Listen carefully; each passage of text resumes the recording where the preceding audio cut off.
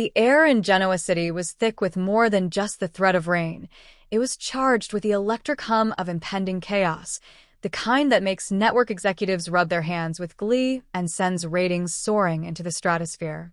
Sweeps had arrived, and with it, a trio of women, Phyllis, Audra, and Claire, were poised to unleash a romantic maelstrom that would leave the city's most powerful men reeling and the audience breathlessly awaiting the next episode. Phyllis Summers, the Phoenix and the Flames. For Phyllis, fire was not just a metaphor. It was a home, a comfort zone, a trusted old friend. And after her latest world immolation, she found herself rising from the ashes, not in the arms of a safe harbor, but in the dangerously captivating embrace of John Jack, Abbott's new rival, Julian James. Julian was everything Jack wasn't, an unapologetic corporate raider with a taste for expensive scotch and questionable morals, his charm as sharp as the cut of his suit. He'd blown into town with a hostile takeover of Jabot's European holdings, and instead of wanting to destroy him, Phyllis found herself intrigued. Their first meeting at the Grand Phoenix wasn't a clash of titans, but a slow, simmering dance. "You're the infamous Phyllis Summers," he'd said, his eyes appraising her not as an obstacle, but as a prize. "I've read the dossier. Quite the survivor." "Dossiers only tell you what I want them to," Phyllis purred, leaning over his table, her crimson dress a declaration of war and invitation. "If you want the real story, you'll have to buy me a drink." What began as a strategic alliance, her insider knowledge of Jabot for his financial muscle, quickly ignited into something far more volatile.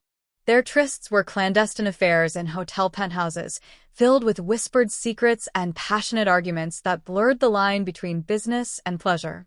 Phyllis was playing with fire, and she knew it. Jack, ever the noble Abbott, was trying to win her back with grand, sincere gestures. But sincerity felt like a cage. With Julian, she was free to be her most ruthless, brilliant, and destructive self. He didn't want to save her, he wanted to unleash her. As they plotted Jabot's downfall over champagne, Phyllis faced a terrifying question. Was she finally home, or was she simply jumping from the frying pan into a conflagration that would consume her for good? Audra Charles, the Ice Queen's Gambit. Meanwhile, at Newman Enterprises, Audra Charles was executing a master plan of her own. She had clawed her way to a position of influence, but she wanted more than a corner office. She wanted the throne. And her path to power was currently striding through the executive suite in the form of Nate Hastings. Their relationship had always been a transaction, a partnership of ambition. But during sweeps, transactions have a way of developing a heartbeat.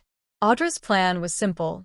Use their combined influence to isolate Victoria Newman and position themselves as the undeniable heirs to the empire. It was a cold, calculated seduction of corporate politics. But the wild card, the wrench in her meticulously oiled machine, was Kyle Abbott. Fresh from his own heartbreak and desperate to reclaim his status, Kyle saw Audra as both a kindred spirit and a tantalizing risk. He was the one man who could match her wit for wit and ambition for ambition, and he wasn't afraid to call her on her bluffs. Their encounters were a verbal fencing match, each parry and thrust charged with a palpable, frustrating attraction. "You think you're so ruthless, Audra," Kyle taunted her at society, his voice low. "But I see you. You're not just building an empire. You're building a fortress. What are you so afraid of getting out?" Audra's composure was a mask of ice, but Kyle had a way of finding the hairline fractures. Her nights with Nate were strategic, a consolidation of power. But her heated, clandestine arguments with Kyle in abandoned conference rooms or late-night phone calls felt dangerously, thrillingly real. She was at a crossroads.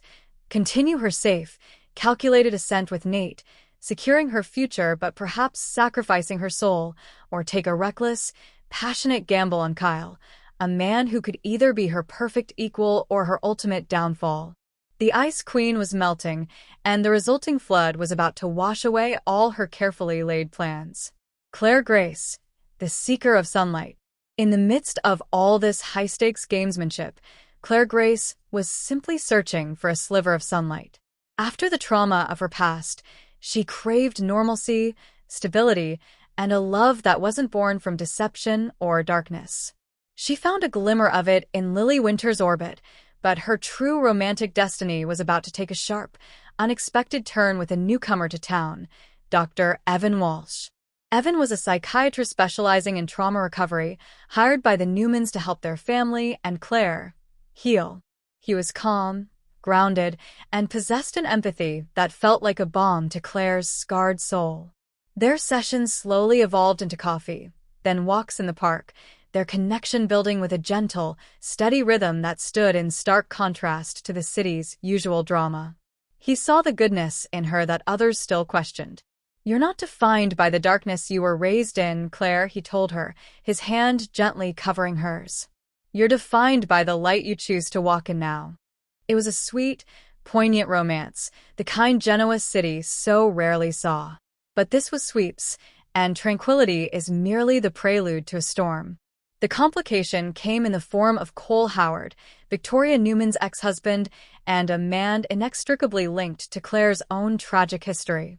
Cole, racked with guilt and a desperate need to make amends, returned to town, and his presence was a ghost at Claire's feast. Every time she took a step forward with Evan, Cole's haunted eyes would pull her back into the past. He represented a painful truth, a missing piece of her puzzle. Evan offered a future. Cole demanded she make peace with her past.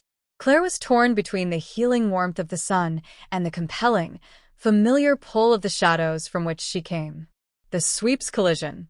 These three separate storms were on an inevitable collision course, and the catalyst was a single, glittering event, the Newman Enterprises Gala. Phyllis arrived on the arm of Julian James, her smirk a direct challenge to a horrified Jack across the room. The air crackled as they passed, a silent war waged with glances. But the real explosion came when Julian, in a move to destabilize Jack further, publicly aligned himself with Nate Hastings and, by extension, Audra. Audra, stunning in a gown of silver ice, stood between Nate and Kyle, a queen flanked by her king and her jester. But as she shook Julian's hand, she locked eyes with a seething Kyle, who saw the alliance for what it was, her choosing safety over him. "Congratulations," Kyle said, his voice dripping with sarcasm. "You just sold the last piece of your soul. I hope the view from the top is worth the cold." Before Audra could retort, a commotion erupted nearby. Claire, who had been nervously attending with Evan, was cornered by a desperate Cole. "You have to talk to me, Claire," Cole pleaded, his voice breaking. "We have to face this together." "I'm trying to move on, Cole," Claire whispered, her eyes darting to a concerned Evan. "You can't move on from who you are," Cole shot back, his voice rising.